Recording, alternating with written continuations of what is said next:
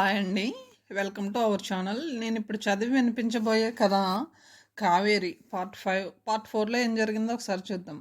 Nursery అందాలను కళ్ళలో నింపుకొని వచ్చిన కావేరి ఆ విషయాలు, పృథ్వీ గురించిన విషయాలన్నీ సాగర్తో పంచుకోవాలని మధ్యలోనే దిగిపోతుంది. దిగి సాగర్ దగ్గరికి వెళ్ళడంతో అక్కడ సాగర్ భార్య అయిన గీత కెమికల్ రియాక్షన్తో ఒళ్ళు కాలి సాగర్ పరిచర్యలతో ఆవిడ రిలాక్స్ అవుతూ సాగర్ గురించి ఇంత మంచి భర్త లభించడం నా అదృష్టం అని చెప్పుకుంటూ ఉంటుంది. నాకు దిగులు లేదు, నా భర్త సాగర్ ఉన్నాడు, కంటికి రెప్పల్లా చూసుకుంటున్నాడు అంటూ కళ్ళ నీళ్లు కారుస్తూ ఉంటుంది. కావేరి పమిట చెంగుతో గీత కన్నీళ్లు తుడుస్తూ అంది. అవును, సాగర్ లాంటి మంచి భర్త లభించడం నీ అదృష్టమని. తర్వాయి భావనలోనికి వెళ్దాం. ఈలోపు సాగర్ టీ కలిపి తీసుకువచ్చాడు. ఒకటి కావేరి చేతికి ఇచ్చాడు. తర్వాత మంచం మీద కూర్చుని గీతని జాగ్రత్తగా లేపి తన ఛాతీకి ఆనుకునేలా కూర్చోపెట్టి పక్కన పెట్టిన టీ గ్లాసు ఆమె పెదవులకు అందించాడు. కావేరి నెమ్మదిగా లేచింది. ఒక్కసారిగా మనసులో ఏవేవో భావాలు ఉత్తుంగ తరంగాల్లా ఎగిసిపడ్డాయి. తల వంచుకుని వెనక్కి తిరిగి హాల్లోకి వచ్చింది. వారి మధ్య ఎలాంటి మనస్పర్ధలు లేకపోయినా చాలా రోజులు ఇద్దరు దూరంగా ఉన్నారు. అయినా మనసులు కలిసే ఉన్న భార్యాభర్తల బంధం ఇంత అద్భుతంగా అపురూపంగా ఉంటుందా? అతని కళల్లో భార్య పట్ల ఎంత అనురాగం, ఎంత ప్రేమ, ఆమెని పొదివి పట్టుకోవడంలో ఎంతటి మమకారం, ఎంతటి ఆప్యాయత, ఇవన్నీ కేవలం పెళ్ళి అనే బంధంతో ఎలా వస్తాయి? కాదు, ఆ బంధం వెనకేదో బలీయమైన శక్తి ఉంది.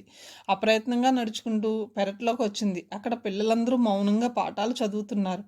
కావేరి కాసేపు అక్కడే కూర్చుంది. మనసులో ఏదో భావం పరంపర, అదేమిటో నిర్వచించలేకపోతుంది కావేరి. సాగర్తో ఏవేవో కబుర్లు చెప్పాలని ఉవ్విళ్ళూరిన మనసు పాలపొంగు మీద నీళ్లు చిలకరించినట్లు చల్లారిపోయింది. నిజంగా జీవితంలో తోడు అవసరమా? ఒకరికొకరు ఎంత గొప్ప భావన! ఈ స్థితిలో గీతకి భర్త తోడు లేకపోతే ఆమె పరిస్థితి ఏమిటి? కావేరి ఊహకు అందడం లేదు. కావేరి సాగర్ పిలుపుతో ఆలోచనలో నుండి బయటపడింది. ఏమిటా దీర్ఘాలోచన? ఊహు అని లేచి హాల్లోకి వెళ్ళి బ్యాగ్లో నుండి పూతరేకల ప్యాకెట్స్ తీసి అందరికీ ఇచ్చింది. నర్సరీలు ఎలా ఉన్నాయి? అద్భుతం, అంతే, వెరీ గుడ్, రిలాక్స్ అయ్యి ఉంటావు. కావేరి తేరుకుని నవ్వుతుంది. రిలాక్సే కాదు, రిఫ్రెష్, రీఛార్జ్. వావ్, ఇక మనసులో ఎలాంటి డిస్టర్బెన్సెస్ లేకుండా ఉద్యోగం చేసుకో అన్నట్లు నిన్న వనజ ఫోన్ చేసింది. వచ్చిన తర్వాత నిన్ను తప్పక కలవమంది. తప్పకుండా కలుస్తాను సాగర్, నేను మధ్యాహ్నం బయలుదేరుతా. ఓకే, ఫోన్ చేయడం మరవద్దు. కావేరి అక్కడే భోజనం చేసి బయలుదేరే ముందు గీతకు ధైర్యం చెప్పింది. కావేరి ఇంట్లో అడుగు పెట్టగానే సుధాకర్ నుండి ఫోన్. కావేరి, నీ ప్రోగ్రాం అయిపోయిందా? పోతే ఆ సంబంధం వాళ్ళు ఎల్లుండు హైదరాబాద్ వస్తున్నారట.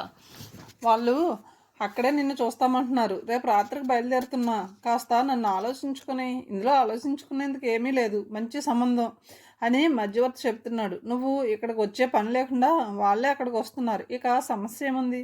కావేరికి బాగా అలసటగా అనిపిస్తుంది. సోఫాలో కూలబడి ఒక్క క్షణం ఆలోచించి నీ ఇష్టం అంది. ఆ రాత్రి ఎందుకో వెంటనే సాగర్కి ఫోన్ చేయాలనిపించలేదు. వనజకి ఫోన్ చేసి విషయం చెప్పింది. వనజ, ఆ రోజు నాకు తోడుంటావా? అంతకంటేనా? ఆ మధ్యాహ్నమే వచ్చేస్తా. వనజ వెంటనే హామీ ఇచ్చేసింది. కావేరికి హాల్ అంతా కలిగి చూస్తుంటే అంత నీట్గా ఉన్నట్లు అనిపించడం లేదు. కానీ ఇప్పుడు సర్దే ఓపిక లేదు. ఆ ప్రోగ్రాం మర్నాటికి వాయిదా వేసింది. ఇంతలో మొబైల్ మోగింది. నేను పృథ్వీని. హలో. శరీరంలో ఒక్కసారిగా ఎక్కడలేని ఎనర్జీ వచ్చినట్లయింది. ఆ శక్తి అతని స్వరంలో ఉందో లేక అతని స్నేహంలో ఉందో తెలియదు. జాగ్రత్తగా చేరారా? చేరాను. పూతరేకులు తిన్నారా? తిన్నాను. గుడ్ నైట్ పెట్టేశాడు పృథ్వీ. కావేరికి ఆ 4 మాటలే 4 గంటల ఆలోచనలు సృష్టించాయి. మళ్ళీ ఫోన్ మోగింది. ఈసారి సాగర్ కొంచెం నిష్ఠూరంగా అన్నాడు. అంత బిజీనా? కనీసం చేరినట్లు ఫోన్ చేయలేదు. పైగా 2 సార్లు ఫోన్ చేస్తే 2 సార్లు ఎంగేజ్. కావేరి వెంటనే చెప్పలేకపోయింది. తర్వాత అంది, అదేం లేదు, ఇంత క్రితం సుధాకర్ చేసి మాట్లాడుతున్నాడు. ఎల్లుండు పెళ్లి చూపులట. ఇక్కడే మా ఇంట్లోనే. దాని గురించే ఆలోచనలో ఉన్నాను. పెళ్లి చూపులు అనగానే మెత్తబడ్డాడు సాగర్. నన్ను రమ్మంటావా? అవసరం లేదు, వనజకు చెప్పా, తను వస్తానంది. అయితే దిగులు లేదు. గీత ఎలా ఉంది? గడిచింది ఒక్క పూట మాత్రమే. పేలవంగా నవ్వాడు సాగర్. తను డిప్రెస్ కాకుండా చూడు. అదిగో తను పిలుస్తున్నట్లుంది. బై కావేరి అని సాగర్ లైన్ కట్ చేశాడు. నిట్టూరుస్తూ వంట పనిలో పడింది. మర్నాడు ఆఫీస్కి వెళ్ళగానే కొలీగ్స్ ద్వారా తెలిసిందా విషయం కావేరికి. ఒక్కసారిగా తలక్రిందులైనట్లయి చూసింది పరిమళ వైపు. పరిమళ విడాకులు తీసుకుందట. కానీ పరిమళ క్యాజువల్గా తల వంచుకుని తన పని తాను చేసుకుపోతుంది.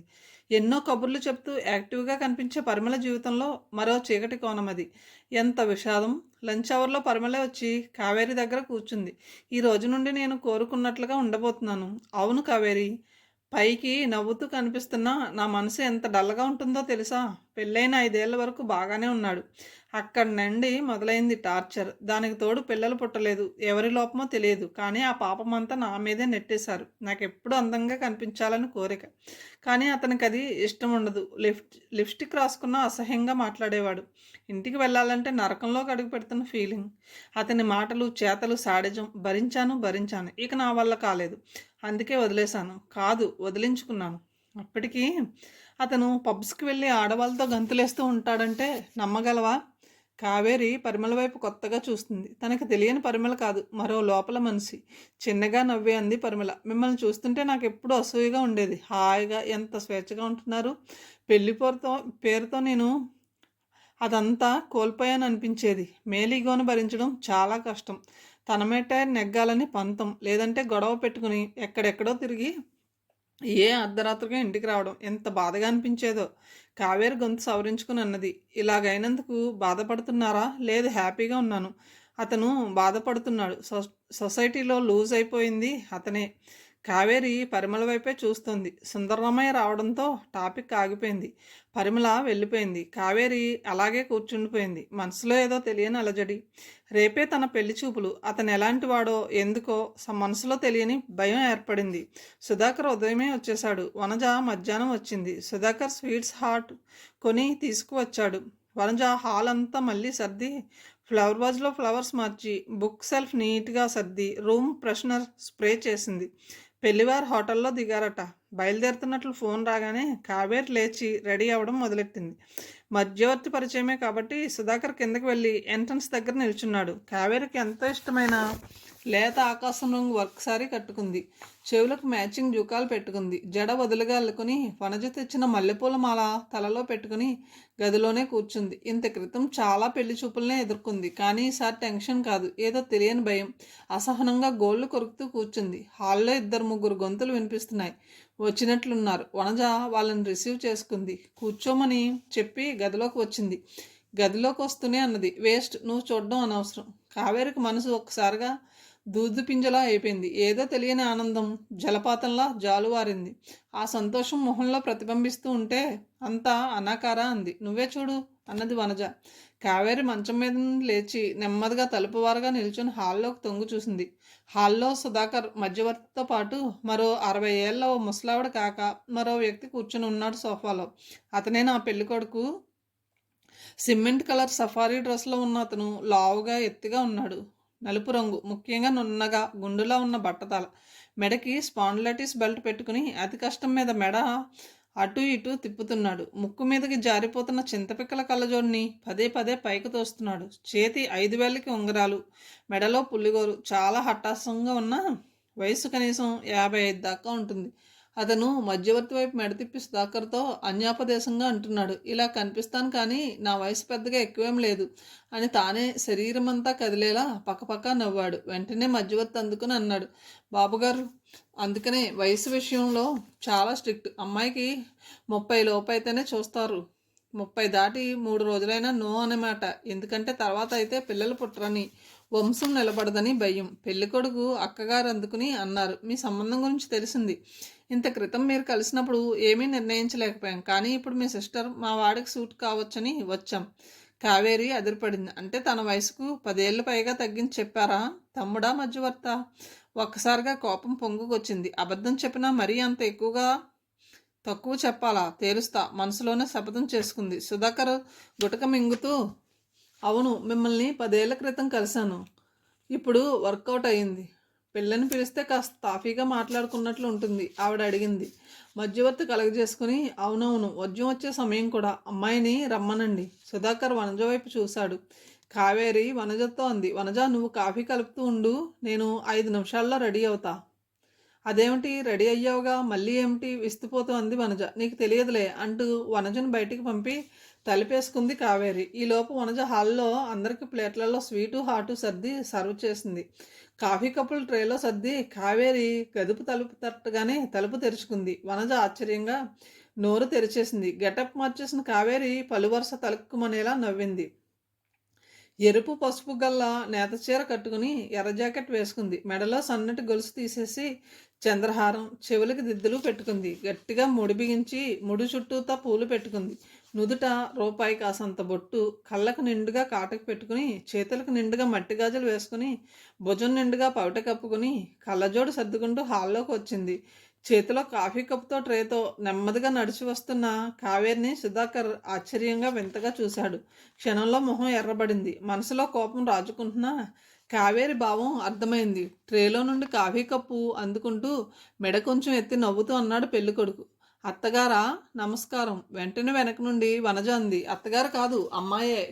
కాఫీ కప్పులోని కాఫీ ఒలికిపోయేటంతగా ఉలిక్కిపడ్డాడు పెళ్ళికొడుకు. పక్కనే కూర్చున్న అతని అక్కగారి కళ్ళు ఎర్రబడి మొహం రౌద్ర రూపం దాల్చింది. చర్రున మధ్యవర్తి వైపు తిరిగి, ఏమయ్యా డబ్బుకు కక్కుర్తిపడి మోసం చేస్తావా? ఈ అమ్మాయి వయసు ఎంత అని చెప్పావు? బిక్క చచ్చిపోయిన మధ్యవర్తి అన్నాడు. అమ్మ తోడు నాకేం తెలియదండి. అమ్మ కాదు అమ్మమ్మని చూపిస్తున్నారు హోంకరించింది. గొంతు సవరించుకుంటూ చిన్నగా దగ్గి అంది కావేరి. క్షమించాలి, వయసు దాసి మభ్యపెట్టడం నాకు ఇష్టం లేదు. నా వయసుకు తగ్గట్టుగానే ఉన్నాను. ఎలాంటి డాంబికం నాకు ఇష్టం లేదు. నా వయసు మధ్యవర్తి ఖర్చుగా 2 చేతులు టపీమని జోడిస్తూ అన్నాడు. వద్దమ్మా, వయసులొద్దు, కనిపిస్తూనే ఉంది, ఇహ చాలు. పెళ్ళికొడుకు సోఫాలో నుండి లేస్తూనే అబ్బా అని నడుము పట్టుకుంటే అక్కగారు గట్టిగా కసిరింది. అందుకే వచ్చేటప్పుడే ఆ నడుము నొప్పికి మందు వేసుకురారా అంటే విన్నావు? పెళ్ళని ఉబలాటం అయిందిగా, బులబాటం. ఇహ పదండి. పెళ్ళికొడుకు నడుముపై చేయి పెట్టుకుని ముందుకు నడుస్తూ అతి కష్టం మీద మెడ తిప్పబోతుంటే మధ్యవర్తి వారిస్తూ ఎందుకులండి మెడ పట్టుకుపోయాను అంటూ లాక్కెళ్ళాడు. వాళ్ళు వెళ్ళిన 15 గంట వరకు పక్కపక్క నవ్వుతూనే ఉంది వనజ. సుధాకర్ కూడా నవ్వులో శృతి కలిపాడు. కావేరి చిరునవ్వు నవ్వుతూ తాఫీగా కాఫీ తాగుతూ కూర్చుంది. సుధాకర్ వనజ వెళ్ళిపోయారు. మళ్ళీ ఒంటరి జీవితం. కానీ కావేరికి ఈసారి ఒంటరితనం బాధించడం లేదు. తెలియని ధైర్యం, మనసు నిండా కావలసినంత ఆత్మవిశ్వాసం పెంపొందాయి. కళల్లో కడియం కనిపిస్తుంది. గులాబీ తోటల మధ్యన చిరునవ్వుతో నిశితమైన చూపుతో తననే అనువనువు పరిశీలిస్తున్న పృథ్వీ గుర్తుకొస్తున్నాడు. మెలకువ రాగానే అనిపించేది అది కల కాదు, తన భ్రమలు, ఊహలు, తనకు తానే అల్లుకుంటున్న ఆపాదించుకుంటున్న పగటి కలలు.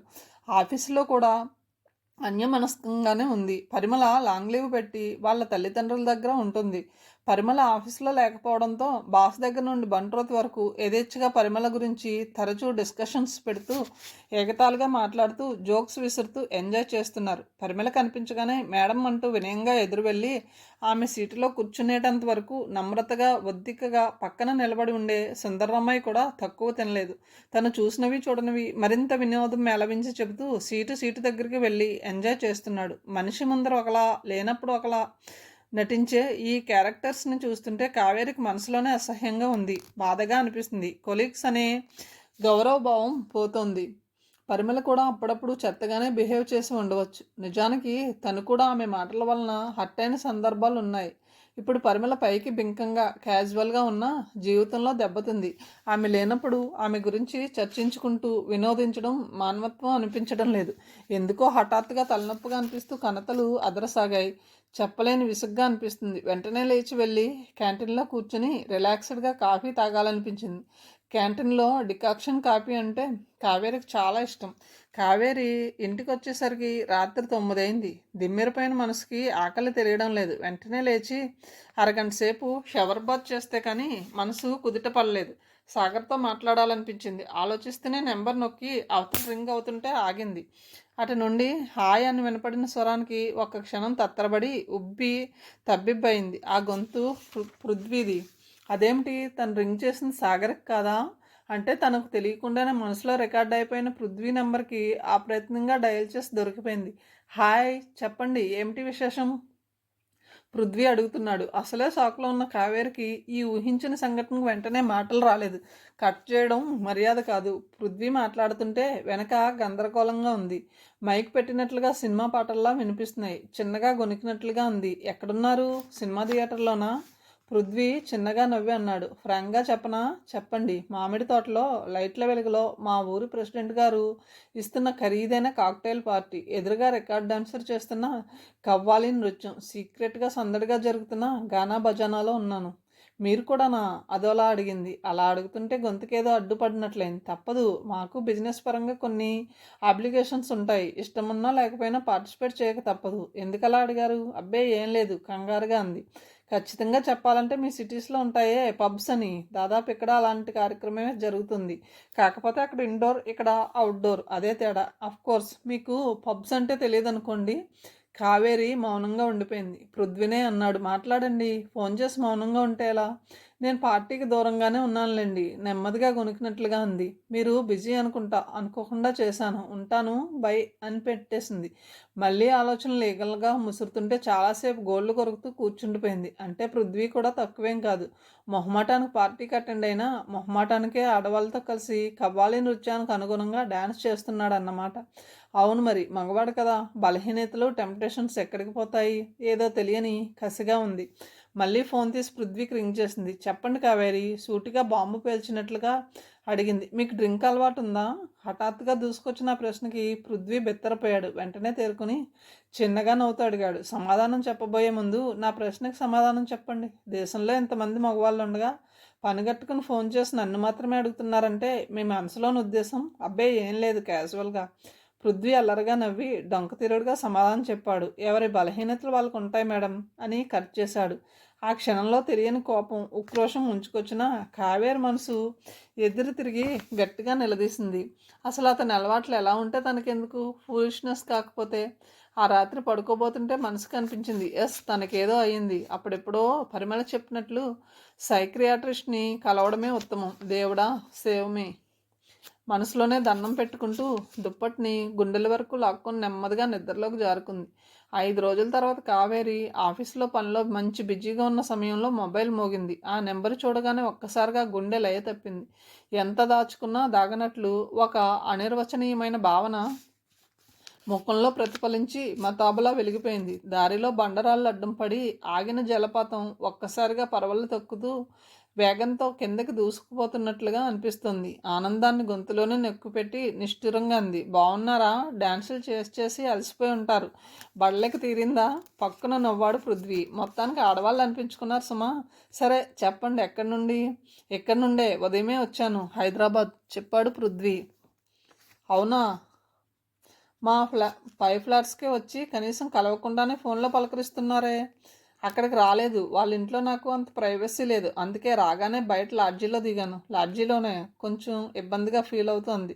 మీ ఫీలింగ్ అర్థమైంది, కానీ సరాసరి మీ ఇంటికి సూట్ కేసు పట్టుకుని వచ్చేస్తే మీరు ఏమీ అనుకోకపోయినా మీ అపార్ట్మెంట్ అపార్థం చేసుకుంటుంది. నవ్వింది కావేరి. పని అయిపోయింది. 2 నెలల తర్వాత జరగబోయే ఇండస్ట్రియల్ ఎగ్జిబిషన్లో మా నర్సరీ తరపున ఒక స్టాల్ ఓపెన్ చేద్దాం అనుకుంటున్నాను. దాని గురించి ఆర్గనైజింగ్ సెక్రటరీతో మాట్లాడడానికి వచ్చాను. ఇక చేసేటందుకు ఏమీ లేదు. రాత్రి 9ంటికి బస్సు. సినిమాలు ఇంట్రెస్ట్ లేదు. ఇక ఫోన్ చేయడానికి, మాట్లాడడానికి కానీ నాకంటూ పరిచయస్తులు మీరే. అందుకే చేశాను. థ్యాంక్ యూ పృథ్వీ గారు. మిమ్మల్ని కలవకుండా వదలను. మీరు ఉండే లాడ్జికి దగ్గర మెయిన్ పాయింట్ చెప్పండి. వెంటనే చెప్పాడు. కోటి. గుడ్, గంటలో వచ్చేస్తా. కోటి ఆంధ్రా బ్యాంక్ దగ్గర వెయిట్ చేయండి. అక్కడికి రాగానే రింగ్ ఇస్తాను. ఓకే, వెల్కమ్ అని పృథ్వీ పెట్టేశాడు. కావేరి వెంటనే చకచక ఆఫీసులో నుంచి అరగంటలో వర్క్ అంతా కంప్లీట్ చేసి పర్మిషన్ తీసుకుని ఇంటికి బయలుదేరింది. వెళ్ళిన అరగంటలో నీట్గా తయారైంది. ఉదయం వేసుకున్న పంజాబ్ డ్రెస్ తీసేసి లేత పింక్ సారీ కట్టుకుంది. మెడలో గుండెల వరకు జాలువారే ముత్యాల దండ వేసుకుంది. పదే పదే అద్దంలో చూసుకుంటుంటే తన మీద తనకే ఆశ్చర్యం కలిగింది. అసలు తనేనా? అతనెవరో పరాయి మగవాడు. కాస్త పూర్వపరిచయం ఉంటే ఉండొచ్చు, కానీ ఫోన్ చేయగానే ప్రత్యేకంగా మేకప్ అయి ఎందుకీ పరుగులు? ఈ సంగతి సుధాకర్కి తెలిస్తే పరిస్థితి ఎంత అసహ్యంగా ఉంటుంది.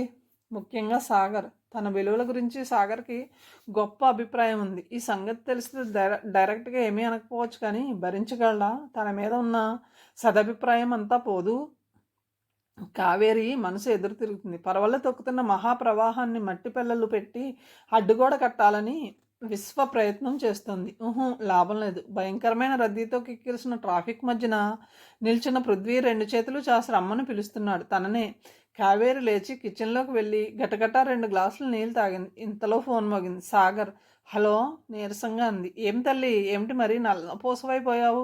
రాజమండ్రి వెళ్ళొచ్చిన దగ్గర నుండి నీలో ఏదో మార్పు వచ్చింది. సాగర్ నవ్వుతూ అన్న కావేరి మనసులోనే ఉలిక్కిపడింది.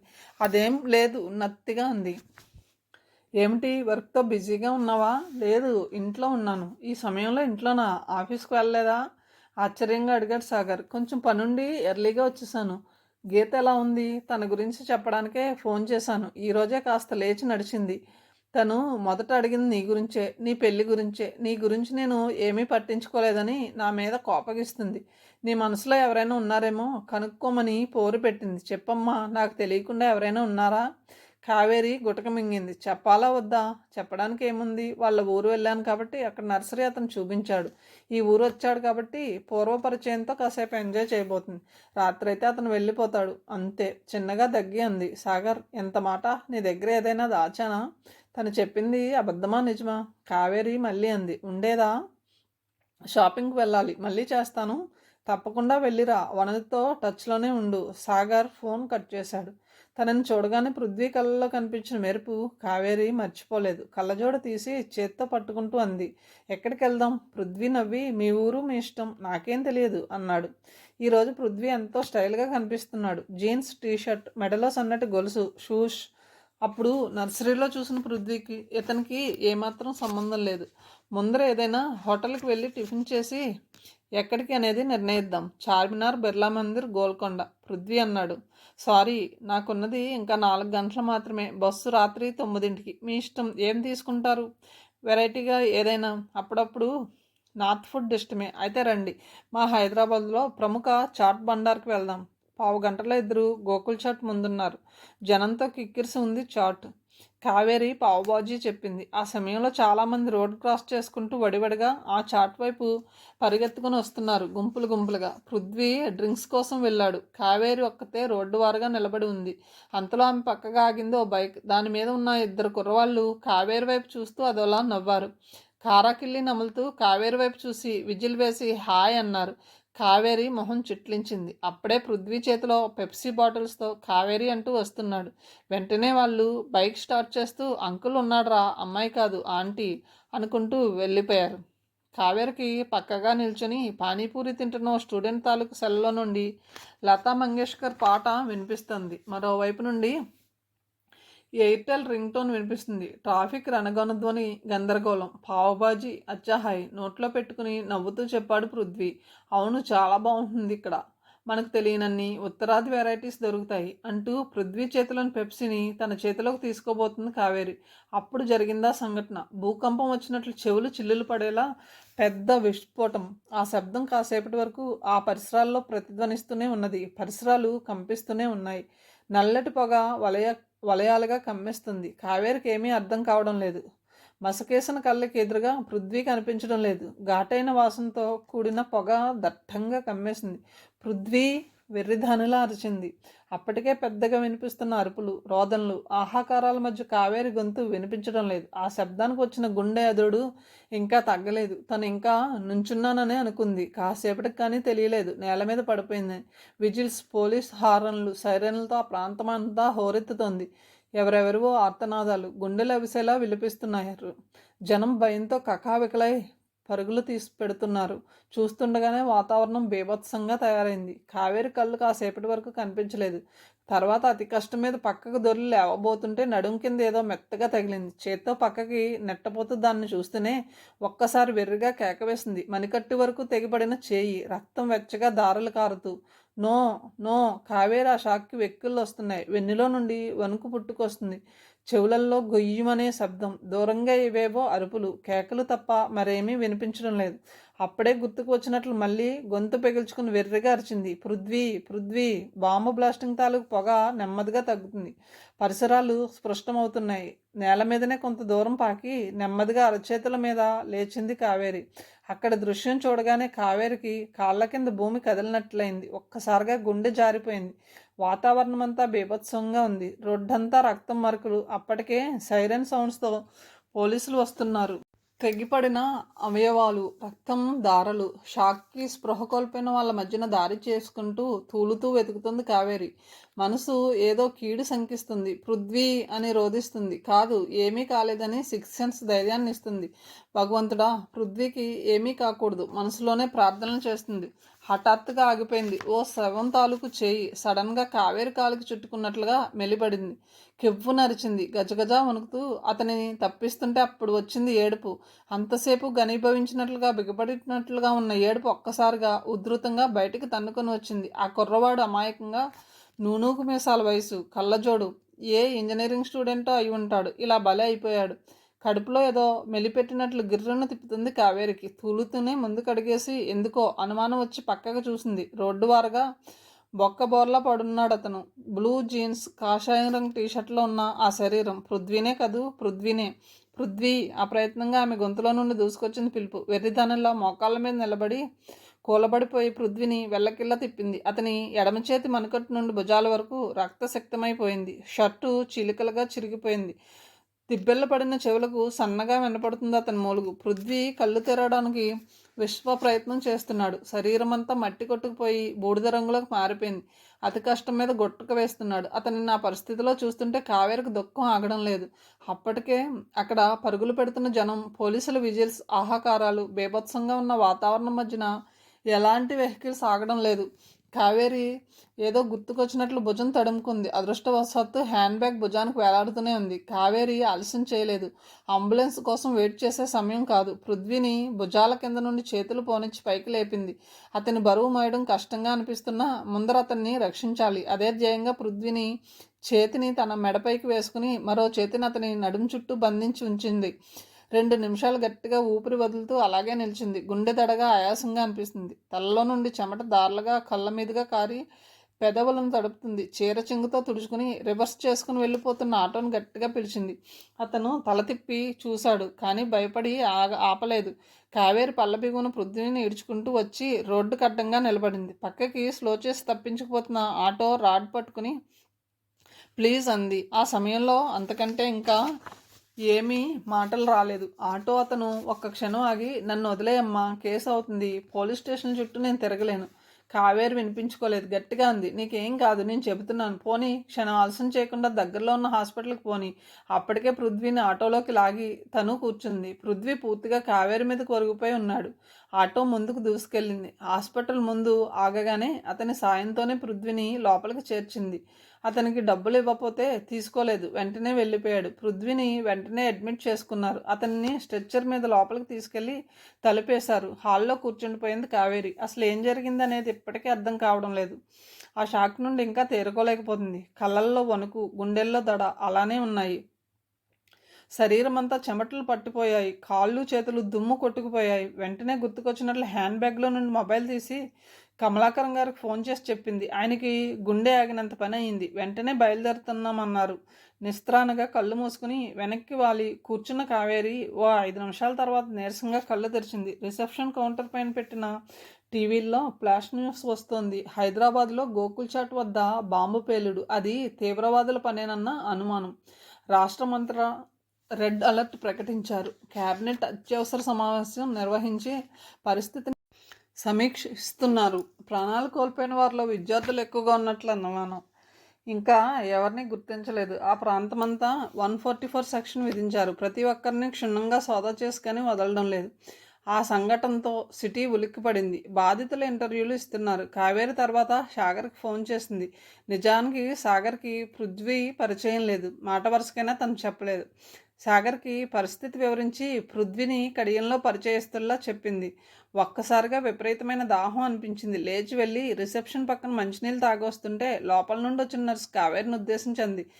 మేడం, నథింగ్ టు వర్రీ, మీ వారికి ఏమీ కాలేదు, చిన్న దెబ్బలు, ఆ షాక్కి స్పృహ కోల్పోయారంతే. Now he is all right, వెళ్ళి చూడొచ్చు. కావేరి నోటి దాకా వచ్చింది అతను తన భర్త కాదని. ఎందుకో ఆ మాట మనసులో నొక్కేసి లోపలికి నడిచింది. లోపల బెడ్ మీద కళ్ళు మూసుకుని పడుకుని ఉన్నాడు పృథ్వీ. షర్ట్ పూర్తిగా విప్పేశారు. గుండెల వరకు దుప్పటి కప్పి ఉంది. ఎడమ చేతికి బ్యాండేజ్ వేశారు. కుడి చేతికి సెలైన్ పెట్టారు. నోటికి ఆక్సిజన్ మాస్క్ ఉంది. నుదుట నల్లగా కమిలిపోయినట్లున్న చోట ఆయింట్మెంట్ రాసి ఉంది. నెమ్మదిగా నడిచి పృథ్వీ చేతి మీద చేయి వేసి నొక్కింది కావేరి. పృథ్వీ కళ్ళు తెరిచాడు. అతని చూపు సూటిగా కావేరి కళ్ళను తాకింది. కావేరి చప్పున కళ్ళు తిప్పుకుంది. మళ్ళీ తిరిగి పృథ్వీ వైపు చూసింది. చిన్నగా ఆమె పెదవులపైన చిరు దరహాసం. వెనక్కి అడుగుల చప్పుడైతే తల తిప్పి చూసింది. హెడ్ నర్స్ కాబోలు వచ్చి చెప్పింది, మేడం, మీ వారికి నైట్కు బ్రెడ్ తప్ప ఇంకా ఏమీ పెట్టవద్దు. ఇప్పుడు హార్లిక్స్ ఇవ్వండి. పోతే నేను చెప్పిన మెడిసిన్స్ ప్రతి గంటకి ఒకసారి ఇవ్వండి. డాక్టర్ మిమ్మల్ని కలవమన్నారు. డ్యూటీ అయిపోయినట్లుగా వెళ్ళిపోయింది. కావేరి పృథ్వీ వైపు చూసింది. మాట్లాడడానికి ఆక్సిజన్ మాస్క్ అడ్డం ఉంది, కానీ అతని కళ్ళు ఆమెతో మాట్లాడుతున్నాయి. మీ వారు అన్నప్పుడు అతని వైపు చూడాలంటే ఏమిటోగా అనిపిస్తుంది. నెమ్మదిగా అంది. కమలాకరం గారు బయలుదేరారు. రేపు ఉదయం కల్లా వచ్చేస్తారు. మీకేం కాలేదు, డోంట్ వరీ. డాక్టర్ని కలిసి వస్తాను. పొడిపొడిగా మాట్లాడి వెనుతిరిగి వెళ్ళబోతుంటే కావేరి చిటికిన వేలు పృథ్వీ కుడి చేతిలో బందీ అయ్యింది. పూర్తిగా పట్టుకోవడానికి వీలు లేకుండా సెలైన్ నీడిలు ఉండడంతో చెయ్యి కదపలేదు. ఏదో మాట్లాడాలన్నట్టు కళ్ళతోనే సూచించాడు. కావేరి అతని మీదకు వంగి మాస్క్ని పక్కకు తొలగించింది. Thank you. ఒక్కసారిగా అతని కళ్ళు చెమ్మగిల్లాయి. నా ప్రాణం కాపాడారు, థ్యాంక్ యూ. గొంతులోని జీరమాటలను మింగేసింది. కావేరి వెంటనే అతనికి మాస్క్ పెట్టి అన్నది. ఇందుకా? ఇంకా నయ్యం. మీ పరిస్థితిలో నేనుంటే వదిలేసి వెళ్ళిపోతారా? పృథ్వీ చూస్తూ ఉండిపోయాడు. సో ధన్యవాదాలకి ఇది సమయం కాదు. ప్రశాంతంగా రిలాక్స్ అవ్వండి. డాక్టర్ని కలిసి వస్తానని తలుపు దగ్గరికి లాగి డాక్టర్ దగ్గరికి వెళ్ళింది. డాక్టర్తో 10 నిమిషాలు మాట్లాడిన తర్వాత బయటకు వచ్చి కారిడార్లో మలుపు తిరగబోతూ ఆగిపోయింది. ఆ కారిడార్ నుంచే చేతిలో కేస్ షీట్ ప్యాడ్తో మెట్లు ఎక్కబోతున్న నర్స్ కావేరిని చూడగానే ఆగిపోయింది. మొదట కావేరే పిలిచింది. కరుణ వెనక్కి గబగబా వచ్చి, ఏ కావేరి, నువ్వేనా? నిజంగా నువ్వేనా? ఏమిటి అవతారం? ఏమైంది? కావేరి క్లుప్తంగా వివరించింది. Oh my God! కరుణ విచారం వెళ్ళబుచ్చింది. కావేరి, అతనికి ఎవరూ లేరా? ఉన్నారు, రాజమండ్రి నుండి ఇప్పుడే బయలుదేరారు. కావేరి, ఇప్పుడు నువ్వు మీ ఇంటికి వెళ్ళడం క్షేమం కాదు. సిటీలో కర్ఫ్యూ ఉన్నట్లుంది. చాలా గొడవలుగా ఉన్నాయి. ఈ కాంపౌండ్లోనే మా క్వార్టర్స్ ఉన్నాయి. మా రూమ్కి వచ్చి ఫ్రెషప్ అవ్వు.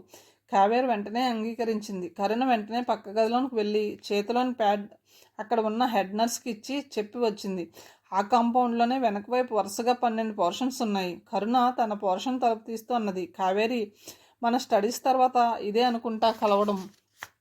ఎగ్జాక్ట్లీ, ఇలా కలవడమే తమాషా. కరుణ తన చీర టవలిస్తూ అంది. ముందర నువ్వు స్నానం చేసిరా, ఈలోపు టీ పెడతాను.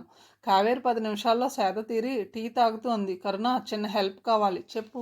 అతనికి పాలు కానీ హార్లిక్స్ కానీ ఇవ్వాలి. నైట్కి బ్రెడ్ కూడా ఇవ్వాలి. డోంట్ వరీ, అతని సంగతి నేను చూసుకుంటాను. మనం ఓ 10 నిమిషాల్లో వెళ్దాం. వెళ్ళేటప్పుడు హార్లిక్స్ కలుపుతాను. 9ంటికి నా డ్యూటీ అయిపోతుంది. రాగానే ఇద్దరికి వంట చేస్తా. కరుణ ప్లీజ్, నాకేమీ తినాలని లేదు. అసలు ఆకలి అనిపించడం లేదు. అలాగే అనిపిస్తుంది. అసలు తినకపోతే రేపు ఉదయం ఇబ్బంది పడతావు నీరసంతో. సరే, ఎలా ఉన్నావు? ఏం చేస్తున్నావు? కావేరి సింపుల్గా తన గురించి చెప్పి కరుణను కూడా అడిగింది. కరుణ చెప్పింది. అవును, నాకెందుకో చిన్నప్పటి నుండి ఆలోచనలన్నీ సోషల్ సర్వీస్ గురించే ఉండేవి. సేవా దృక్పథం నేను కోరుకున్న పదం. అదే నా గమ్యం కూడా. సేవ చేయాలి, సేవ. అందుకే డిగ్రీ తర్వాత ఉద్యోగం గురించి పెద్దగా ఆలోచించలేదు. పెళ్లి గురించి అస్సలు చిన్నప్పటి నుండి ఆలోచనే లేదు. కాబట్టి ఆ విషయం ఎప్పుడూ అడ్డం కాలేదు. తర్వాత నా తల్లిదండ్రుల అంగీకారంతోనే నన్గా కన్వర్ట్ అయ్యాను. నేను సాధించదలుచుకున్నది జరగడానికి ఇది సరి అయిన మార్గం అనిపించింది. తర్వాత చాలా ఊళ్ళు తిరిగాను. మా మిషనరీ తరపున మాల్దీవులు వెళ్ళి 2 ఏళ్ళు ఉన్నాను. తర్వాత కేరళలో ఉన్న 3 సంవత్సరాల్లో నర్స్ ట్రైనింగ్ పూర్తి చేశాను. ఈ డాక్టర్ మలయాళీ. చాలామందికి ఈ విషయం తెలియదు. ఇక్కడే సెటిల్ అయ్యారు. ఆయన రిక్వెస్ట్ మీద వచ్చి ఇక్కడ నర్సుగా చేస్తున్నాను. కావేరి కర్ణ వైపు కన్నార్పకుండా చూస్తూ అడిగింది. నువ్వు హ్యాపీగా ఉన్నావా కర్ణ? 100% హ్యాపీగా ఉన్నాను. నేను ఎలా ఉండాలనుకున్నానో అలా ఉన్నాను. నేను కోరుకున్న జీవితం. నవ్వేసింది కరుణ. టీ కప్ పక్కన పెట్టి అంది కావేరి. నన్ను కలిసిన ప్రతి ఒక్కరూ అడిగే మొదటి ప్రశ్న పెళ్ళి అయిందా? అయితే మీ వారు ఏం చేస్తుంటారు? కాకపోతే ఇంకా ఎందుకు కాలేదు, ఇది వరుస. కానీ నా పెళ్లి గురించి ప్రసక్తి తీసుకురాని మొదటి ఫ్రెండ్వి నువ్వే. కరుణ నవ్వి భుజాలు ఎగరేసింది. నాకు ఏమాత్రం ఆసక్తి లేని విషయం పెళ్ళి అనేది నా దృష్టిలో పెద్ద విషయం కాదు. దానికి అసలు ఇంపార్టెన్స్ ఇవ్వాల్సిన అవసరం కూడా లేదు. ఇక దాని గురించి అడిగేందుకు ఏముంది? కావేరి కూడా నవ్వేసి లేచింది. కరుణ హార్లిక్స్ కలిపి ఫ్లాస్క్లో పోసి కావేరి చేతికిచ్చింది. ఇద్దరూ కలిసి పృథ్వీ రూమ్కి వెళ్ళారు. అప్పటికే నర్సు పృథ్వీకి ఇంజెక్షన్ చేస్తుంది. అతడు కళ్ళు తెరిచి చూస్తున్నాడు. నర్సు వెళ్ళిపోగానే కావేరి కరుణని పరిచయం చేసింది. డిగ్రీలో నా క్లాస్మేట్ కరుణ ఈ హాస్పిటల్లోనే నర్సుగా ఉంటుంది. పృథ్వీ కళ్ళతోనే పలకరించాడు. ఈలోపు కావేరి ప్లాస్కోలో నుండి హార్లిక్స్ గ్లాసులోకి పంపింది. కరుణ సాయంతో పృథ్వీని జాగ్రత్తగా లేపి కూర్చోబెట్టి హార్లిక్స్ అందించింది. ఎందుకో ఆ సమయంలో కావేరికి సాగర్ గీత గుర్తుకొచ్చారు. ఆ క్షణంలో కావేరి పృథ్వీకి అతి చేరువుగా ఉంది. అతని భుజం ఆమె గడ్డానికి తగులుతుంది. సడన్గా కావేరి వైపు చూశాడు. ఆ నిశితమైన చూపే తనకేదో శోధిస్తున్నట్లుగా అనిపిస్తుంది. మనసు తడబడ్డట్లు అయింది. కావేరి చూపు తిప్పుకుంది. అతను హార్లిక్స్ తాగిన తర్వాత కావేరి చీటీ చూసి ఓ క్యాప్సూల్ తీసి అతనికి అందించింది. తర్వాత కరుణ పృథ్వీకి తోడుగా పడుకోవడానికి ఒక కుర్రాడిని అరేంజ్ చేసింది. కావేరిని తన రూమ్కే తీసుకెళ్ళింది. ఆ రాత్రి పడుకున్నదే కానీ కావేరికి నిద్ర పట్టడం లేదు. కళ్ళ ముందు ఆ రోజు జరిగిన సంఘటనలన్నీ గిరగిరా సినిమా రీల్లా తిరుగుతున్నాయి. అంత నెర్వస్గా ఏ రాత్రి గడపలేదు. కలత నిద్రతోనే గడిపింది. తెల్లవారగానే చెంగున లేచి గబగబా ఫ్రెషప్ అయింది. కరుణ నిద్రపోతుంటే డిస్టర్బ్ చేయకుండా తలుపు దగ్గరికి వేసి పృథ్వీ రూమ్కి వచ్చింది. అప్పటికే పృథ్వీ మంచం మీద రిలాక్స్డ్గా వీపు వెనక దిండు వేసుకుని గోడకి ఆనుకొని కూర్చున్నాడు. కావేరిని చూడగానే హాయ్, గుడ్ మార్నింగ్ అంటూ విష్ చేశాడు. ఎలా ఉన్నారు? నిద్ర పట్టిందా? నేను బాగానే నిద్రపోయాను. మీరే నిద్రపోయినట్లేదు. నా గురించి ఎక్కువ ఆలోచించినట్లున్నారు. కావేరి అదేం లేదు అన్నట్లుగా తల అడ్డంగా ఊపింది. తర్వాత వేసి ఉన్న కిటికీ తలుపులు తీస్తుంటే గుమ్మం దగ్గర అలికిడైంది. వెంటనే వెనక్కి తిరిగింది. కమలాకరం శకుంతల నిలబడి ఉన్నారు. ఇద్దరు ఒక కంగలో లోపలికి వచ్చి పృథ్వీని పట్టుకుని కళ్ళనీళ్ళు పెట్టుకున్నారు. కావేరి అక్కడే కిటికీ దగ్గర నిశ్శబ్దంగా నిల్చుండిపోయింది. గుండె లోతుల్లో నుండి ఏదో భావం బయటపడడానికి కొట్టుమిట్టాడుతుంది. బహుశా అది కన్నీటి రూపంలో కాబోలు. కాసేపటికి అది బయటపడింది. జలజల కన్నీళ్ళు తుడుచుకుంటూ తల తిప్పబోతూ ఉంటే అప్పుడు అడుగుపెట్టింది ఆమె. పృథ్వీ తల్లి అనసూయమ్మ. అమ్మా అన్నాడు పృథ్వీ. ఆమె ఒక్క అంగలో పృథ్వీ బెడ్ దగ్గరకు వచ్చి, పృథ్వీ ఏమిట్రా ఇది? కంఠం రుద్ధమవుతుంటే కన్నీళ్ళు ఆపుకుంటూ అంది. ఆమె చేతిని తన చేతిలోకి తీసుకుంటూ పృథ్వీ అన్నాడు, నాకేం కాలేదు, బతికి బయటపడ్డాను. అదృష్టం అదిగో కిటికీ దగ్గర నిలిచినదే కావేరి రూపంలో రక్షించింది.